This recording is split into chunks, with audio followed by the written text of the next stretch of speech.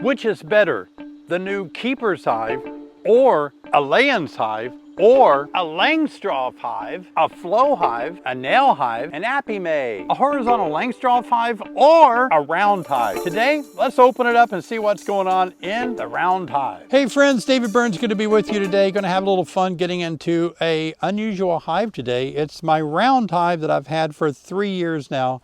Keeps purring along, and all of you are big fans of the round hive. I haven't really gotten into it at all this year. It's time to go ahead and see what's going on in there. Remember, they swarmed. I'll leave a link at the end of this video for you to watch me catch their swarm.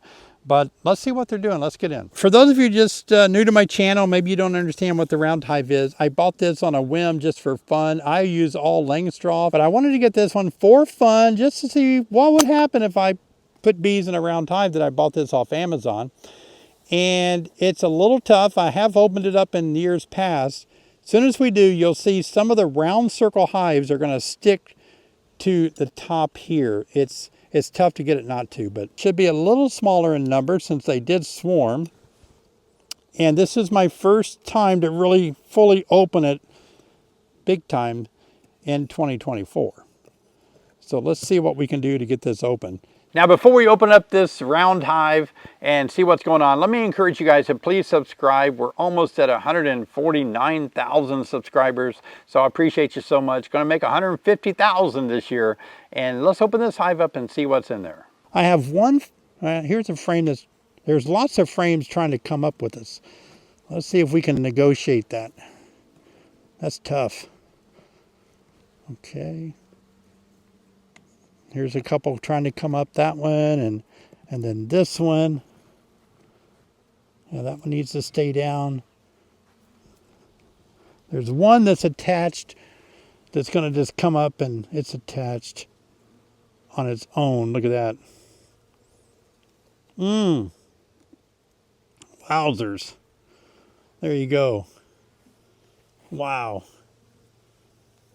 The beetles aren't as bad as I had predicted. I thought they'd really be bad. I thought they'd be running everywhere.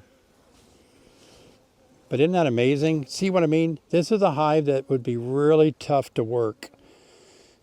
The discombobulation of all the frames and everything like that, but they really seem to do a great job being a hive without intervention. Look at that. Here's some swarm cells at the bottom of a frame that they built here that they're old when they swarmed. Hopefully they have a new queen that's going, but I can't really see that I want to pull any of these frames up. Just for the sake of, it looks like I would cause too much damage. The way these are all kind of locked together now. But I thought I'd at least give you an update to show you what it looks like. This looks like it might come up. Let me see what I can do here. This frame here looks loose. No? Kind of like pulling a loose tooth. All right, well that worked. Let me get a good grip on it here. Oh, a frame of pollen. Some early spring color pollen, looked like from maybe oak tree color pollen to me.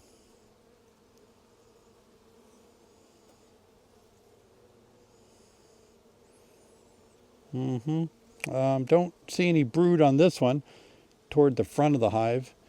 Let's leave that out for a second.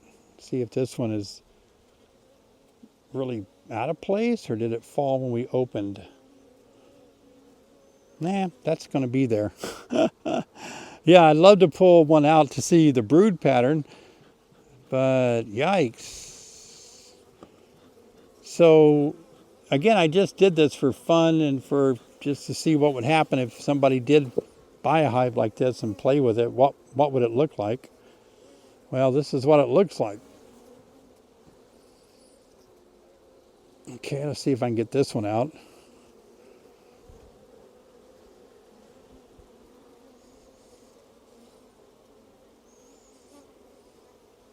Yep.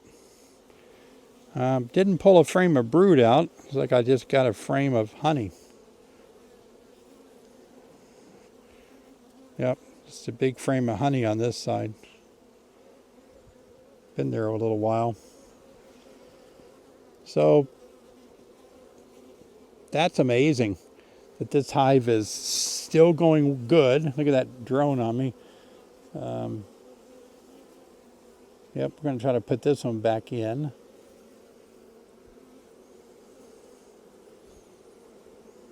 Figure out which way it went.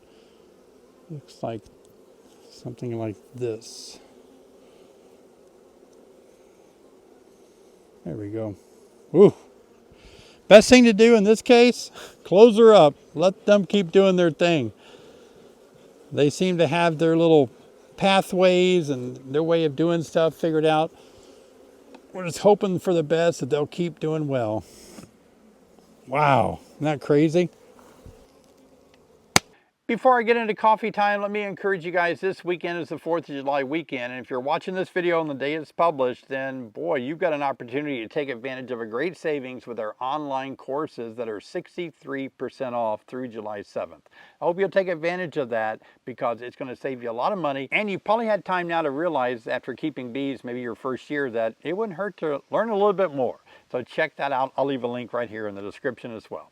Today I want to share with you a coffee time tip that would really help you become a great beekeeper, a much better beekeeper. And that tip is curiosity. You know, when we're young, we have a lot of curiosity. That's why we kind of sometimes get hurt when we're kids. You know, we climb a tree because we're curious of what's at the top of the tree. We have times when we do things that curiosity, that kind of that childlike innocence to explore. It's so revealing. We learn so much when we're driven to explore things out of curiosity. A beekeeper is really going to learn more when they have that childlike spirit of curiosity and exploration. So rather than just get frustrated that you don't understand something about your bees or your hive, then you got to look at it and say, what's going on? I need to be curious and explore and do a little research and see what I can find out about why is this happening, rather than just taking everybody else's word for it. There are times we have to rely on other people, of course. I'm sure I've been a big help to a lot of you in beekeeping. But I also want you to become your own citizen scientist. I say that so many times in my video because you're not always going to be able to watch a video to solve a problem. And so that's why I want you to really grow in your understanding and your curiosity. So coffee time today is really about be a curious explorer with honeybees. You'll want to take everything that happens that you're not sure about and start studying, reading books, and see if you can figure out on your own really what is going on, because you're going to learn so much. I can give you an example. You know, with honeybees, most of the things about honeybees, we really do know. We have answers for. Not all things, but the things that we don't have answers for when it comes to honeybees, you know what? We will one day have answers, but we don't now. Because take, for example, washboarding. If you're new to beekeeping and you haven't seen this yet, it's when bees will be on the front of your hive, right above the bottom board, and they'll be vibrating, kind of going back and forth like they're scrubbing the deck. And we call that washboarding. And we don't really know why they do that. Every time I mention it, everybody will leave a comment because they say that they know why they do it. But we need more than just speculation or an opinion. So we don't really have hard data on what they're doing. One day we will, because there's going to be enough curious people, curious explorers that will do studies, and they will one day discover exactly why bees do that. And we'll know. I mean, we know why the waggle dance exists. We know everything about the waggle dance. We once did not know. We know how to deal with mites. When they first hit, we were taken off guard. We know how to deal with problems in the hive because curiosity and exploration drove us to find answers to our problems. So you might be the person right now that will be the one who discovers these great things that are happening in your hive that you need answers for. You might be the person that discovers that. To be able to produce a swarm, a colony has to be really strong. Well, this hive swarmed. If you didn't see that video where I climbed this crazy cedar tree, take a look at the video right here. We'll get this swarm from this round hive and we'll hive it. I'll see you guys over there.